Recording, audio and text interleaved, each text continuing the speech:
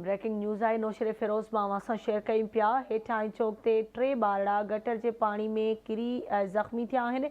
Motorcycle ते सवार 3 ॿारड़ा गंदे पाणी में किरी पिया। शहरियुनि ॿारड़नि खे कढी ॿुॾण खां बचाए वरितो। नौशर फिरोज़ शहर जे मुख़्तलिफ़ इलाइक़नि में गोरे जेॾो पाणी बीठल आहे, जॾहिं त शहरी ॿिटे अज़ाब में वरतल आहिनि।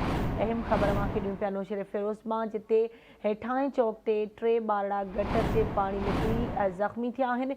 मोटरसाइकिल ते सवार 3 ॿारड़ा गंदे पाणी में किरी पिया। शहरियुनि ॿारड़नि खे कढी ॿुॾण खां बचाए वरितो।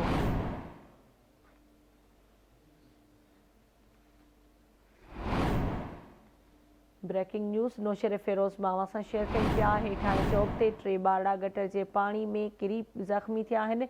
मोटरसाइकिल ते सवार 3 ॿारड़ा गंदे पाणी में किरी पिया। शहरियुनि ॿारड़नि खे कढी ॿुॾण खां बचाए वरितो। नौशर फिरोज़ शहर जे मुख़्तलिफ़ इलाइक़नि में गोरे जेॾो पाणी बीठल आहे। शहरी ॿिटे अज़ाब में वरतल आहिनि।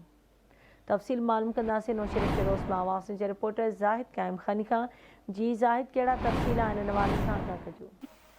जी बिल्कुल, नौशहरा फिरोज़ में पब्लिक हेल्थ ऐं म्यूनिसिपल इंतजामिया जी नाअहली जे करे सॼो शहर जेको दरिया जो देख ॾेई रहियो आहे ऐं रोज़ जेको आहे गटर में ॿारड़नि ऐं मोटरसाइकिल सवारनि जो किरण रोज़ जो मामूल बणिजी वियो आहे।